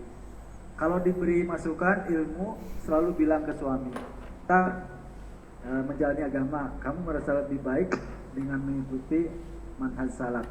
Qadarullah, istri tidak mau mengaji, maksudnya istri pertama mengikuti manhaj salaf yang diikuti anak dan suami. Kalau kamu memaksa saya ikut, kamu saya minta cerai. Apakah ini yang mengakibatkan Allah menguji kami lebih, Ustaz? Jazakallah. Anak berusaha untuk selalu menyemangati suami untuk beristiqomah menjalani ibadah lebih baik lagi, dan berusaha untuk lebih keras lagi mendidik istri pertama dan anak-anak istri pertama sebagai istri kedua. Sebagai istri kedua, apakah Ana minta ketemu? Sering dikatakan suami kurang qanaah, kurang menerima semua hal yang padahal Ana ini ketikanya sebagai istri kedua untuk mengusahakan bisa ketemu dengan suami. Mohon bantuannya Ustadz. Afwan. Ini Ustadz, jadi terpaksa saya bacakan karena tampaknya perlu nasihat, Ustadz. Silakan Ustadz. Bismillah walhamdulillah wassalatu wassalamu ala rasulillah wa ala alihi wa sahbihi wa man wala. Fenomena poligami. Ya. Maka sebenarnya pertanyaannya bisa diringkas. Apa sih yang ditanya? Itu dulu. Saya ini ingin bertanya tentang hukum atau minta nasihat. Jadi tidak perlu cerita panjang lebar. Bertanya tidak perlu bercerita. Saya akan ringkas pertanyaannya lah. Kalau seandainya bertanya tentang hukum, Ustadz, apa hukumnya suami tidak adil di dalam pembagian malam? Nah, selesai. Ya kan? Dengan segala macam permasalahan. Ya. Yang disebutkan dalam pertanyaan tadi. Apa hukumnya suami tidak adil dalam pembagian malam antara istri pertama, istri kedua, dengan alasan istri pertama sedang dalam keadaan ekonomi yang kurang bagus. Nah, gitu lebih jadi kepada pertanyaan. Nah, adapun kalau pertanyaannya minta nasihat, Ustadz, mohon nasihatnya. Ini suami lebih banyak bermalam kepada istri pertama, sedangkan istri kedua berkurang jatahnya. Mohon nasihatnya. Nah, gitu. Ya, tidak perlu bercerita panjang lebar. Baik. Jawabannya, kalau seandainya pertanyaannya adalah sebuah hukum, maka jawabannya haram suami untuk membedakan penggiliran malam. Ini ilmunya begitu ya, saya juga tidak mengetahui atau belum pernah mengerjakannya ya. Ilmunya seperti itu. Haram hukumnya untuk membedakan antara istri pertama, kedua, ketiga, keempat dalam pembagian malam kecuali dengan keridhaan para istri. Begitu. Kalau tidak ridha, maka istri berhak untuk minta haknya agar digilir sama rata. Dan ingat baik-baik kepada suami yang berpoligami dan juga para istri yang menjadi yang suaminya mempoligaminya. Ketika suami sudah berpoligami, maka tidak ada istilah istri muda, istri tua, istri pertama, kedua, ketiga, keempat. Tidak semuanya istri seorang laki-laki tersebut, yang mana semua istri tersebut berhak untuk mendapatkan jatahnya dengan adil. Ya, Allah Subhanahu wa taala berfirman di dalam Al-Qur'an, "Fa in khiftum alla ta'dilu fawahidah." Jika kalian tidak sanggup adil, maka satu saja. Makanya jumhur ulama mengatakan bahwa jika seorang suami dengan satu istri sudah terjaga kesucian kemaluannya, maka lebih utama satu istri. Itu jumhur. Kenapa? Karena tidak rentan berbuat tidak adil kepada istri-istrinya. Nah, memang susah untuk berbuat adil dengan segala macam cerita tadi. Ya. Maka hukumnya haram suami tidak adil dalam pembagian malam, kecuali kalau istrinya ridha untuk tidak adil. Kemudian kalau ditanya tentang nasihat, maka nasihatnya adalah duduk bareng. Istri pertama, istri kedua didudukan di hadapan suaminya. Ayo kita cari solusi sama-sama. Nah, begitu lebih baik. Makanya saya sering mengatakan, suami yang ingin berpoligami, jujurlah kepada istrinya. Yang pertama, bahwa dia berpoligami, tempatnya di sini, alamatnya di sini, umurnya begini. Jujurlah. Kenapa? Karena setelah itu dia akan wajib adil. Tidak mungkin dia berbohong terus kepada istri pertamanya untuk menggilir istri kedua. Nah, itu dia. Kalau dikatakan tadi istri kedua minta jatahnya, kemudian dikatakan bahwa oleh suami bahwa dia tidak bahwa istri kedua ini tidak qanaah, maka ini bukan masalah qanaah tidak qanaah, ini mengambil hak seorang istri ke istri adalah dibagi secara adil. Ilmunya begitu, Kang Dedi.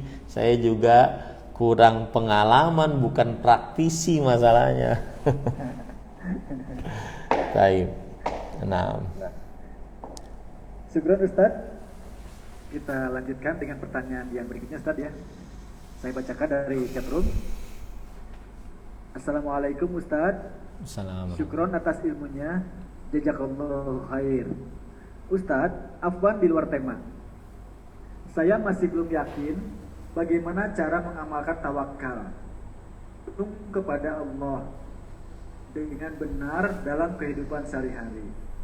Bila setelah berikhtiar kita meyakini dalam hati dan berkata dalam hati, saya sudah usaha dan tidak ada lagi yang bisa saya lakukan, maka saya pasrahkan seterusnya kepada Allah, dan Allah pasti memberikan keberhasilan kepada saya.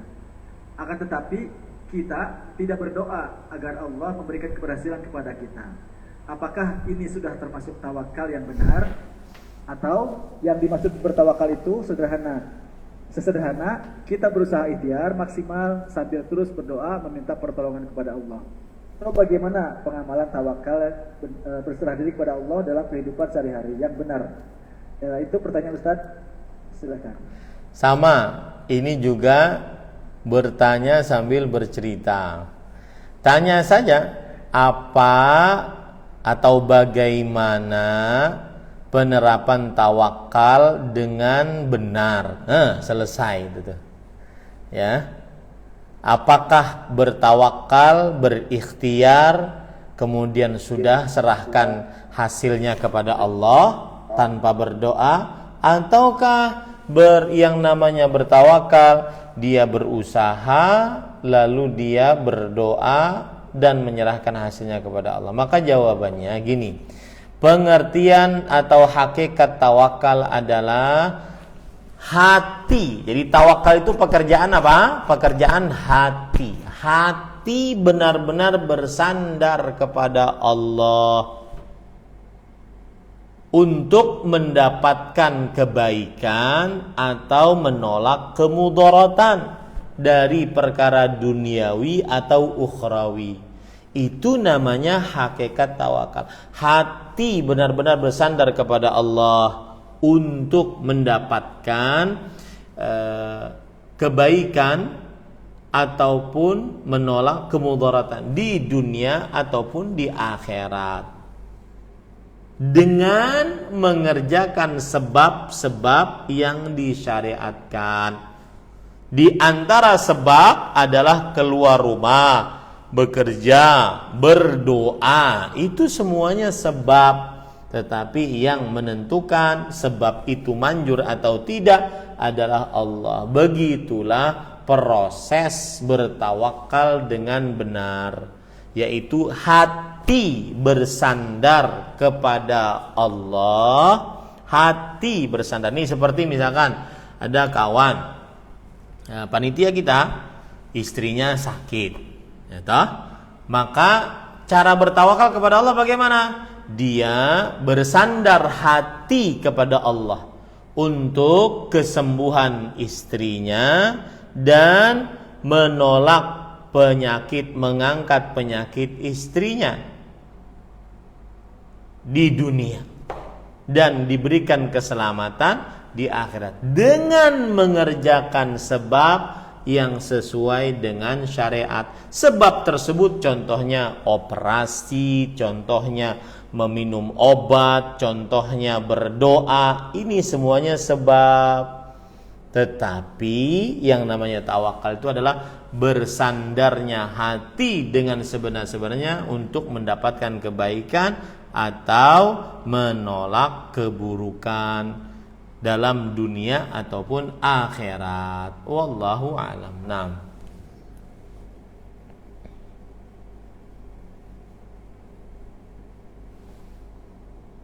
Mohon dipahami Ustaz ya, bahwa yang ikut kajian ini beragam latar belakangnya Ustaz. Jadi pertanyaannya mungkin membahasnya Ustaz ini. Ya, Bismillah. Izin bertanya Ustaz, bagaimana hukumnya mengajak keikutsertaan dan keinginan mantan untuk dilibatkan dalam kegiatan sosial keagamaan dan bertolabul ilmi? Jazakumullahu khair. Silakan Ustaz. Mantan apa dulu nih? Kelihatannya mantan pacar Ustaz. Taib. Bismillah, walhamdulillah, wassalatu wassalamu ala rasulillah. Allah subhanahu wa ta'ala sudah mengingatkan, wala taqrabuz zina, janganlah kalian mendekati kepada perbuatan zina. Ya, maka mendekati saja tidak diperbolehkan, apalagi sampai melakukannya. Dan firman Allah, jangan mendekati, lebih dalam maknanya dibandingkan jangan mengerjakan. Karena kalau jangan mendekati berarti semua sarana tidak diperbolehkan untuk didekati, karena bisa sarana-sarana tersebut mendekatkan kepada yang haram. Nah, kalau seandainya di sini ada kegiatan sosial, maka pada saat itu jika bercampur dalam kegiatan tersebut laki-laki dan perempuan, maka lebih baik dipisah. Grup WhatsApp-nya tersendiri laki-laki, grup WhatsApp perempuan juga tersendiri, sehingga tidak menjadi pintu untuk menghantarkan kepada keharaman. Dan syaitan itu menjadikan perempuan sebagai alat kailnya. Abdullah bin Mas'ud radhiyallahu anhu mengatakan, an-nisa'u habailu syaitan. Para perempuan itu alat kailnya syaitan. Ya, alat kailnya syaitan. Dan bisa dipastikan bahwa siapapun laki-lakinya ketika sudah berhadapan dengan godaan perempuan tidak akan pernah kuat. Siapapun laki-lakinya, mau jenggotnya panjang seperti Pak Dodi, ya, mau tidak panjang, mau wajahnya ganteng, tidak ganteng, kaya, miskin, orang alim, tidak alim, kalau sudah berhadapan dengan godaan perempuan, maka laki-lakinya lemah, bagaikan kerupuk kena air. Jangankan kita, lelaki paling bengis yaitu Fir'aun, ketika sudah berhadapan dengan istrinya, maka tidak bisa tidak dia akhirnya nurut sama istrinya. Godaan perempuan itu berat. Inna kaidakunna azim. Sesungguhnya tipu daya para perempuan itu besar, berat, ya. sangat berbahaya. Jangan bermain cinta haram jika tidak ingin terperosok ke dalam perbuatan maksiat. Jangan bermain percikan-percikan cinta haram. Ya, Ustadz, ini kan kegiatan sosial, jangan. Bedakan grupnya. Jangan bersatu, ya, karena laki-laki itu paling lemah di hadapan perempuan. Allah berfirman, khuliqal insanu dha'ifan. Manusia diciptakan dalam keadaan lemah. Sufyan bin Masruq Ats-Tsauri, imamul muhadditsin, tabi'ut tabi'in, mengatakan yang dimaksud lemahnya manusia di sini adalah seorang lelaki berhadapan dengan seorang perempuan, mau tidak mau dia harus melotot matanya melihat kepada perempuan tersebut, padahal dia tidak bisa mengambil manfaat apa-apa kecuali cuma melihatnya. Itulah lemahnya lelaki. Ya. Pokoknya sudah deh, kalau urusan godaan perempuan tidak akan ada yang kuat kecuali Nabi Yusuf alaihissalam. Ya, nggak akan ada yang kuat. Dan ini sepertinya pembicaraan dari hati yang paling dalam sesuai dengan pengalaman. Wallahu a'lam. Syukran Ustaz atas nasihat dan jawabannya. Kita lanjutkan, kita masih ada waktu Ustaz ya. Silahkan. Kita lanjutkan dengan pertanyaan berikutnya yang masuk ke chatroom. Bismillah, Assalamualaikum warahmatullahi wabarakatuh. Izin bertanya Ustaz, jika anak bersilaturahmi sama kakak kandung anak, tetapi suami anak melarangnya untuk jangan main ke rumahnya, apa yang sebaiknya anak lakukan? Apakah harus menuruti apa kata suami? Apa anak tetap menjalin silaturahmi ke tempat kakak anak? Syukran Ustaz, jazakumullah khairan. Rasulullah sallallahu alaihi wasallam bersabda, la takhruj min baitihi illa bi idzni zawjiha. Seorang istri tidak boleh keluar dari rumah suaminya kecuali dengan izin suaminya. Maka tidak boleh keluar kalau tidak diizinkan oleh suaminya. Ini untuk istri ya. Tidak boleh keluar kalau tidak diizinkan oleh suaminya. Itu hukum Islam seperti itu. Tetapi untuk suami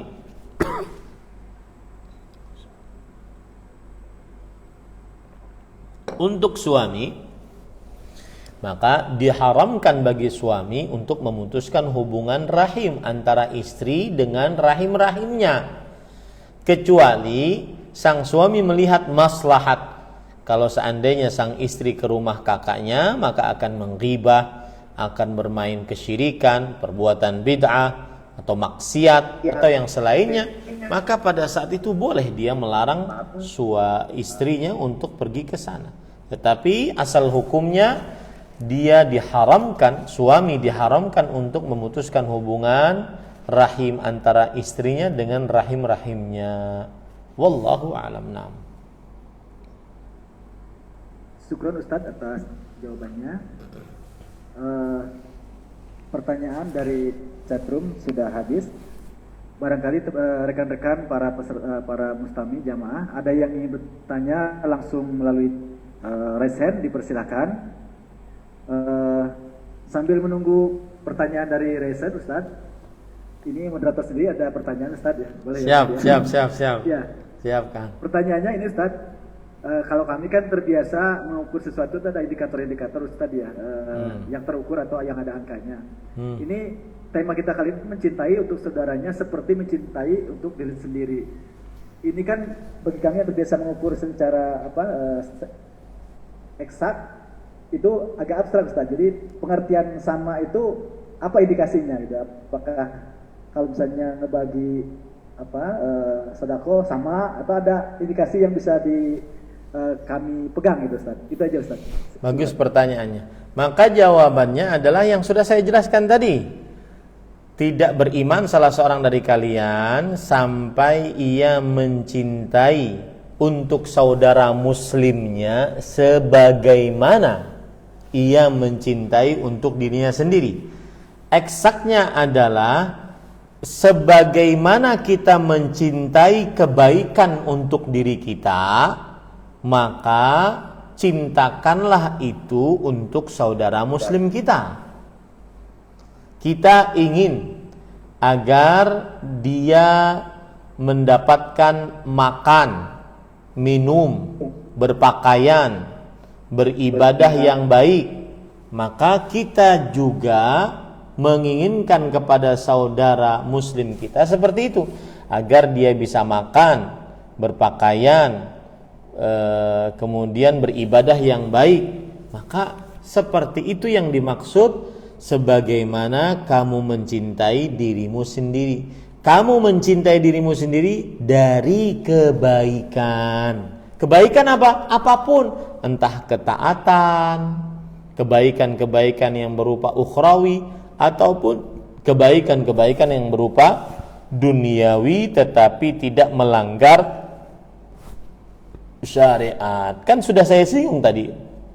Misalkan ada dua orang, tidak beriman orang ini sampai ia mencintai orang ini sebagaimana ia mencintai untuk dirinya sendiri. Dirinya sendiri ingin bergaul dengan istrinya. Apakah kemudian karena ada hadis tadi kemudian kita persilahkan istri kita dia ini bergaul dengan istri kita? Kan tidak. Tetapi ukurannya adalah syariat. Jadi lafaz yang saya sebutkan tadi dari kebaikan itu kuncinya. Tidak beriman salah seorang dari kalian sampai ia mencintai untuk saudara muslimnya sebagaimana ia mencintai dirinya sendiri dari kebaikan yang disyariatkan dalam agama Islam, bukan dari kebaikan yang diinginkan oleh hawa nafsunya. Nah, gitu. Itu hitungan eksaknya. Ya, Kang Dedi, wallahu alam. Naam. Syukron Ustaz atas jawabannya. Bisa dipahami nggak Kang Dedi? Insya Allah bisa Ustaz. Jadi ukurannya sudah terukur lah ini. Iya, siap. Syukron Ustaz atas penjelasannya. Afwan. Ustaz, apakah masih ada waktu untuk soal jawab atau sudah cukup? Karena ada pertanyaan lagi yang baru masuk ke chatroom Ustaz. Silahkan. Baik. Langsung saya bacakan pertanyaan yang masuk ke chatroom. Assalamualaikum Ustaz, perihal tawakal.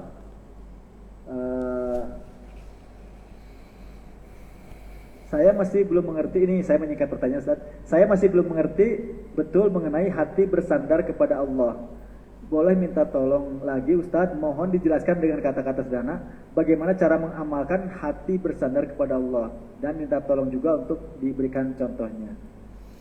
Silakan Ustaz. Kata-kata sederhananya adalah menyerahkan urusan kepada Allah. Hati kita menyerahkan urusan kepada Allah tanpa kita berputus asa. Ya, serahkan urusannya kepada Allah Subhanahu wa taala. Saya beri contoh nih biar lebih mudah. Ya, bagaimana tawakal itu. Rasul sallallahu alaihi wasallam bersabda, "Lau annakum tawakkaluna 'ala Allahi haqqa tawakkuli la razaqakum kama yarzuqut tayra taghdu khimasan wa taruhu bitanan." Jikalau kalian bertawakal kepada Allah dengan sebenar-benar tawakal, maka Allah akan langsung memberikan rezeki kepada kalian secara pasti. Sebagaimana Allah memberikan rezeki kepada burung yang bertawakal. Bagaimana tawakalnya? Dia keluar dari sarangnya di pagi hari dalam keadaan perut kosong. Keluar. Berusaha bersandar kepada Allah. Ya. Kemudian pulang dalam keadaan perut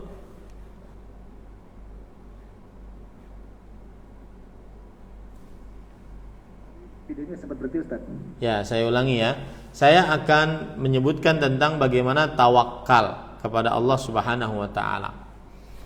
Yaitu jikalau kalian benar-benar bertawakal kepada Allah, niscaya Allah akan memberikan rezeki kepada kalian dengan pasti.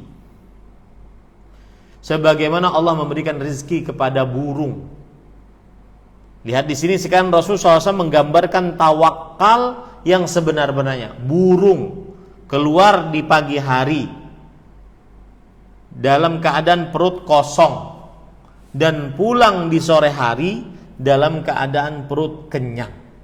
Burung ketika keluar, dia berusaha untuk mencari makan. Padahal dia belum tahu tempat makannya di mana, kemudian berapa jatah makannya. Dia belum terdaftar sebagai PNS, sebagai dokter, sebagai ahli ini di perusahaan ini. Dia keluar bekerja. Dia bersandar hatinya kepada Allah, menyerahkan urusannya kepada Allah. Tetapi bukan putus asa, dia tetap berusaha. Itu namanya bertawakal. Bersandar hati sebenar-benarnya pada Allah Subhanahu wa taala. Contoh sekarang, seorang sudah mengerjakan 3M, protokoler kesehatan COVID-19. Pakai masker, menjaga jarak, kemudian mencuci tangan. Habis itu apa yang terjadi? Ya sudahlah, saya serahkan urusan sama Allah. Itu tawakal sama Allah. Mau kena, mau tidak, yang penting saya sudah kerjakan segala macam protokoler kesehatan. Makan suplemen, kemudian jaga jarak, jauhi kerumunan, memakai masker, mencuci tangan, ya. Kemudian dia tetap bekerja dengan catatan hatinya bersandar kepada Allah. Itulah tawakal namanya. Nah, yang memakai masker, menjaga jarak, mencuci tangan, berdoa, makan suplemen, itu namanya sarana. Dan sarana tidak tercela dalam tawakal. Jadi saya bingung bagaimana mau menjelaskannya kalau sudah seperti ini masih belum paham. Wallahu a'lam. Naam.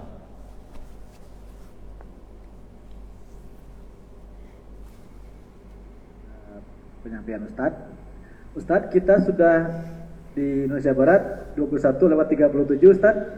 Sebetulnya sudah melewati jadwal kita. Meskipun masih ada beberapa pertanyaan, barangkali mohon ini dari Ustadz, ini ada pertanyaan, apakah kita akhir saja karena sudah lewat waktu? Satu lagi deh. Ya, ada pertanyaan satu lagi. Ini pertanyaan juga dari Umahat lagi. Assalamualaikum warahmatullahi wabarakatuh. Afwan Ustadz, bagaimana cara mengajak suami untuk beribadah? Syukran Ustadz. Silakan Ustadz. Diajak. Caranya diajak. Naam, itu jawabannya.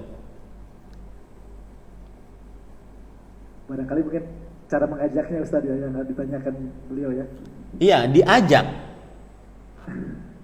Caranya diajak. Ayo mas, kita sholat. Ayo mas, kita bersedekah. Diajak.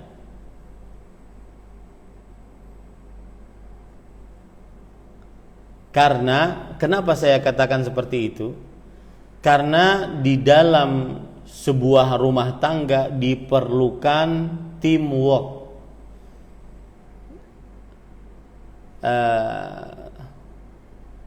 Teman untuk bisa bekerja sama. Maka pada saat itu kita sekarang melihat suami kita tidak mau beribadah kepada Allah. Tidak mau beribadah ini juga keliru, nggak mungkin tidak mau beribadah, mungkin malas beribadah. Kalau seandainya dia sholat, tidak mau sholat, maka itu ukurannya berat. Maka pada saat itu dia ajak suaminya. Dan cara mengajak, ya, cara mengajaknya, semua istri mempunyai cara masing-masing untuk mengajak suaminya bisa beribadah kepada Allah. Dan saya lebih condong kepada prasangka saya adalah bahwa sang suami ini bukan tidak beribadah, ya, tetapi mungkin lebih condong kepada malas beribadah.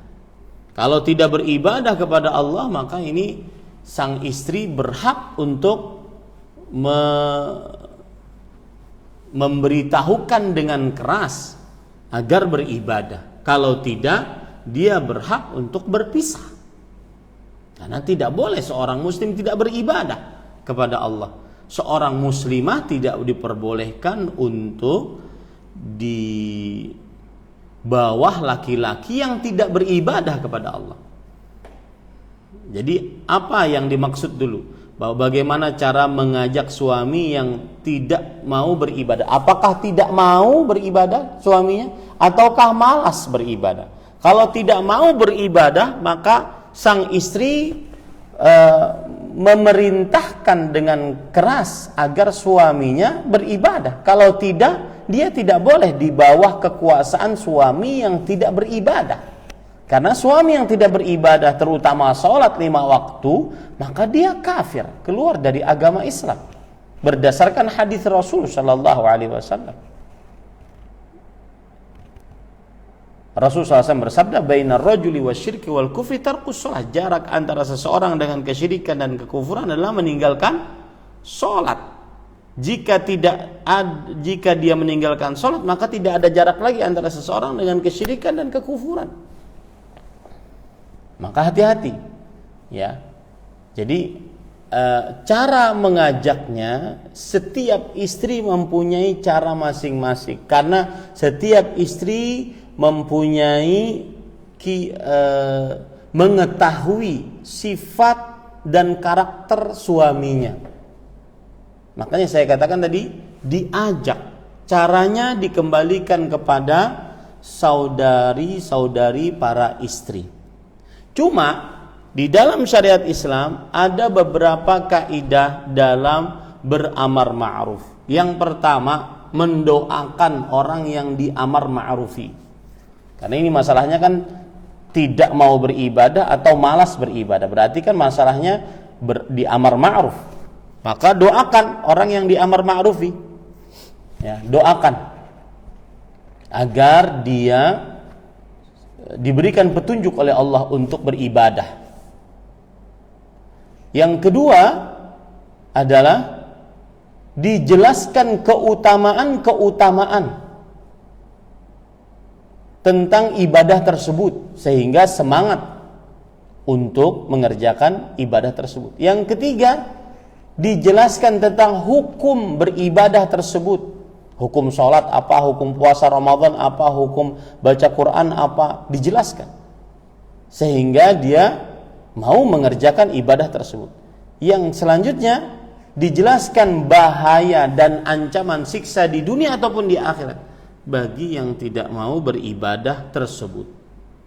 Ya, dan seperti yang saya ungkap tadi, saya mengiranya bukan tidak mau beribadah. Karena kalau tidak mau beribadah, ini ya, istrinya harus tegas mengajak suaminya untuk beribadah. Karena seorang muslim sangat diidentik dengan ibadahnya. Wa ma khalaqtul jinna wal insa illa liya'budun. Tidaklah kuciptakan jin dan manusia kecuali untuk beribadah kepadaku.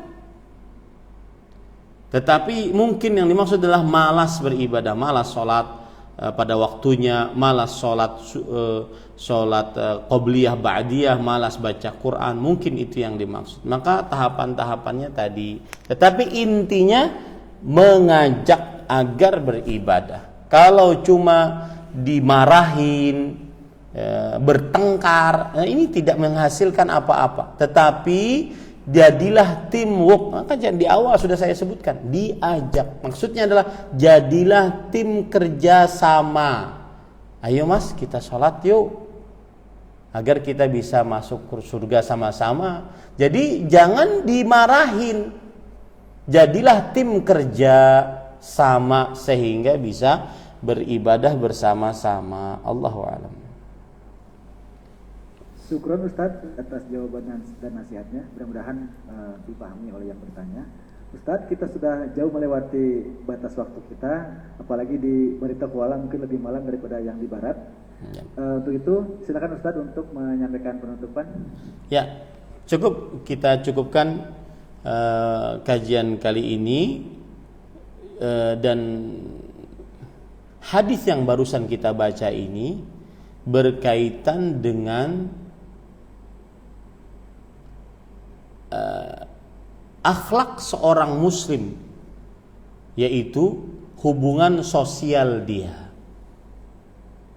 Dan hadis yang kita baca ini berkaitan dengan metode berkawan yang paling awet, yaitu berkawanlah dengan cara menginginkan kebaikan untuk kawan kita sebagaimana kita menginginkan kebaikan untuk diri kita sendiri. Wallahu a'lam. Nah. Syukran Ustaz atas pemaparan ilmunya dan jawaban-jawaban dari pertanyaan yang diajukan. Semoga Allah senantiasa menjaga Ustaz dan keluarga, Ustaz selalu sehat sehingga Ustaz selalu bisa hadir secara rutin di kajian pekanan kita. Dan mudah-mudahan kita para mustami pendengar mampu bisa menyerap ilmu yang Ustaz sampaikan dan tentu saja mendapat barokah dari ilmu yang disampaikan. Sebelum ditutup ada pemberitahuan dari Ittiba Mengaji.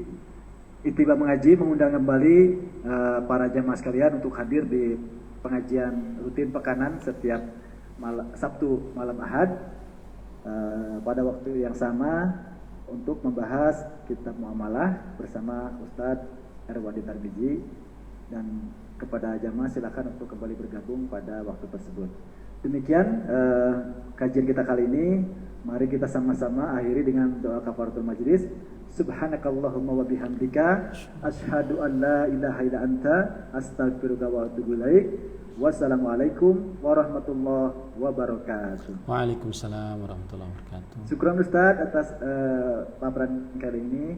Barakallahu banyak sekali manfaat dan barokah yang kami dapatkan. Barakallahu fiik. Silakan Ustaz untuk lab duluan kalau Assalamualaikum. sudah malam di sana soalnya.